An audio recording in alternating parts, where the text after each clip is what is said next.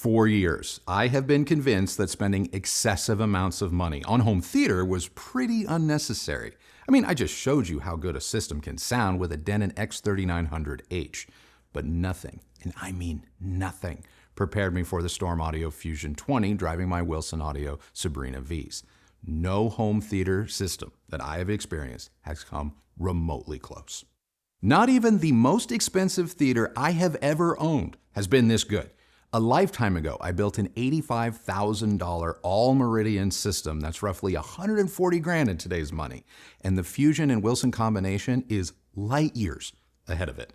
Truthfully, that old Meridian theater is closer to the Denon and SVS system I just reviewed, and even the Denon beats the pants off of it.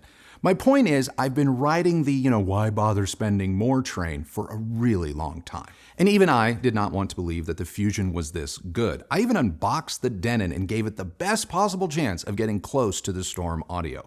I put it back in the same room with the same speakers and the same subwoofers, and then juiced the system's entire power by bypassing Denon's internal amps for a 9-channel Emotiva with comparable power. Because if I can give anyone a reason to save their money, you know that I will.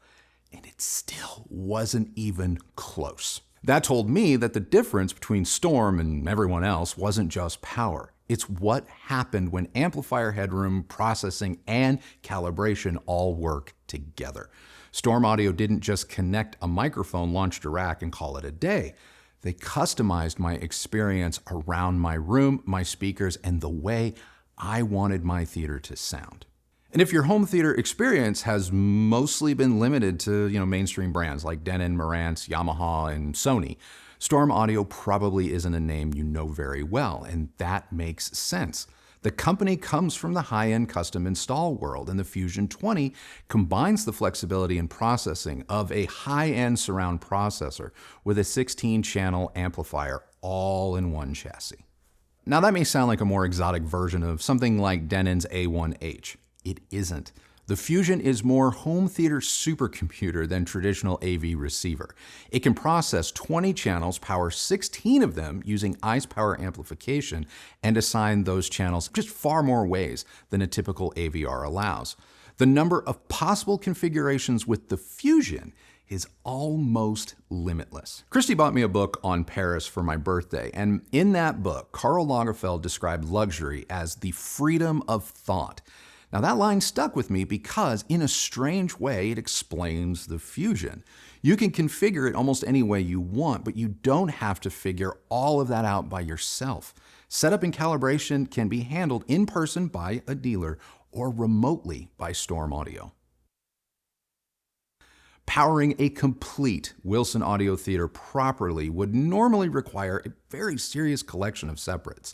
And these days, I want less, not more. The Fusion gave me the chance to find out what a complete Wilson audio theater could actually do when power, processing, and flexibility were no longer my limiting factors. And everything about this starts with a conversation about your room, your equipment, and what you actually want the system to sound like. From there, your dealer can handle the calibration in person, or like I said, StormAudio can do it remotely while you move the microphone around the room according to their custom measurement plan. And each of the Fusion's 16 amplifier channels is rated up to 300 watts into 4 ohms with 2,000 watts of continuous power available across the entire amplifier section. The Sabrina Vs are 4 ohm speakers all day that dip to just over 2 ohms in the bass, so driving them at cinematic levels for an entire film isn't something that I would trust to just any receiver. Now, instead of adding a rack full of separates, we bridge the Fusion's internal amp channels to give each Sabrina up to 500 watts, while the Wilson Center and 6 in-ceiling speakers ran from the remaining channels in Storm's single-ended mode. The Fusion also supports 4 independently calibrated subwoofer channels through its 4 XLR outputs. Since Dirac ART is included, I abandoned my usual 1 sub approach and ran 3, allowing ART to coordinate the speakers and subwoofers to help control the room. I used 2 SVS 3000 micros with MartinLogan's absolutely massive, depth 215, anchoring the entire system. I want to thank today's sponsor, MartinLogan. If you're building a cost-no-object home theater, bass is the last place you want to cut corners. That's why I brought in MartinLogan's depth 215. The depth has dual 15-inch drivers powered by two Class D amplifiers with 2200 watts RMS and enough output and headroom to make me wonder whether the days of, needing multiple subs may finally be behind us. I want two of them. The depth delivers clean, tactile output below 20 hertz, where bass becomes something you feel as much as you hear. And with its wireless receiver built in and the transmitter included, I placed it in the back corner, pressed a button, and it just worked. Arc Genesis also remains one of the best subwoofer calibration systems that I have ever used. It's leaps and bounds above what any other sub company is giving you. And combined with Dirac ART and the StormAudio processor, the result was about as close to perfect bass as I have experienced. Once StormAudio understood the room and what I wanted from my system, they sent me a custom microphone layout and took control of the Fusion remotely. They even changed the way I had configured my theater. I had wired it as a conventional, 5.3.4 Atmos system. But based on where my speakers actually sit, Storm reclassified the overheads as top channels and rebuilt the layout around the room instead of forcing the room into a more standard template. From there, they measured every speaker and subwoofer using Room EQ Wizard and applied an initial round of PEQ inside the Fusion. The system already sounded better than most with just that first step alone. Then we ran Dirac ART, checked everything again in Room EQ, and made another round of adjustments while I listened to demos and I gave my feedback over the phone. Now, start to finish, the process took roughly 3 hours. And once the engineer had finalized everything, the difference was immediate. My Wilson Theater didn't just sound better, it changed the way sound behaved in the room. Effects moved with more precision, dialogue locked to the screen, and the entire system disappeared, leaving behind one continuous dome of sound. In more than 20 years of reviewing home theater gear, I have never experienced anything quite like it. It also forced me to rethink how I describe sound. With Fusion, I wasn't thinking about warm versus cool, laid back versus forward, or any of the usual, hi-fi language. Those qualities can be adjusted.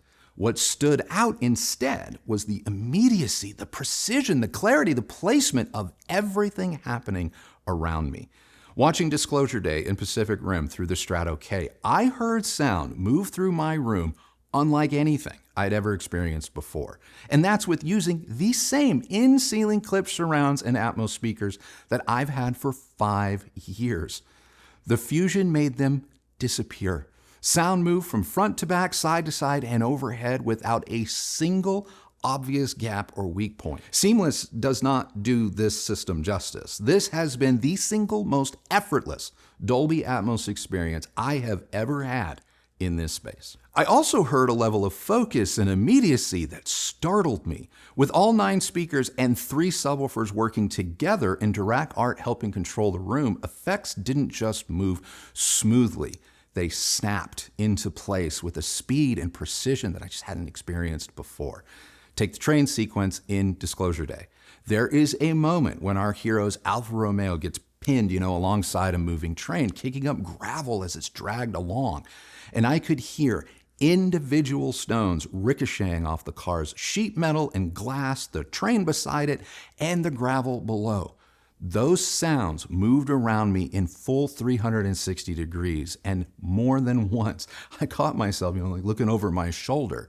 It felt less like watching a movie and more like being on a ride.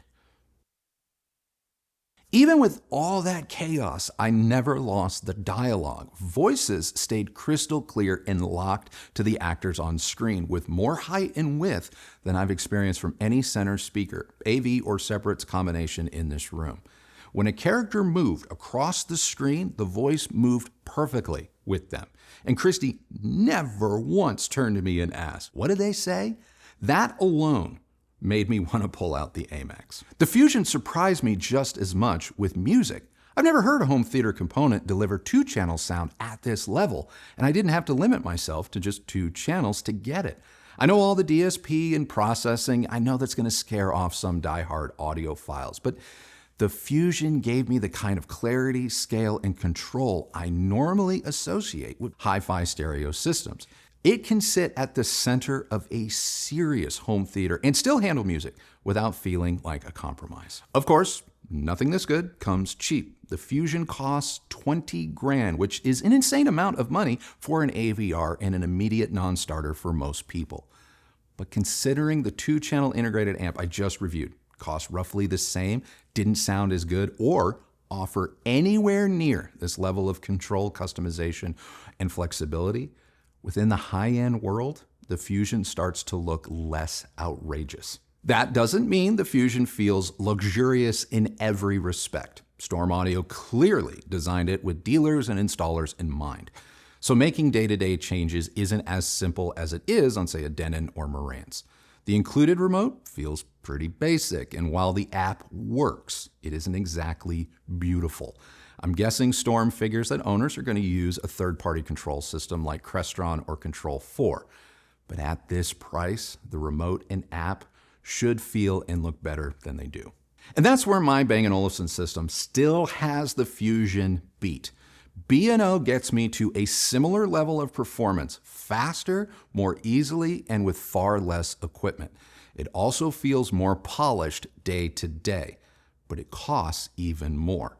And that's going to be a real sticking point for people. If you care only about getting the best possible home theater experience from a dedicated room, the Fusion offers more control and ultimately better performance for, get this, less money. Once Storm finished calibrating my system, nothing else I have experienced in this room or any other has come close. If I were building a theater I could simply live with instead of constantly swapping gear in and out, the Fusion, my Wilson speakers, and a few MartinLogan depth subwoofers would be exactly where I spend my money. For a more obtainable look at what Dirac ART can do, check out my Denon X3900H review next.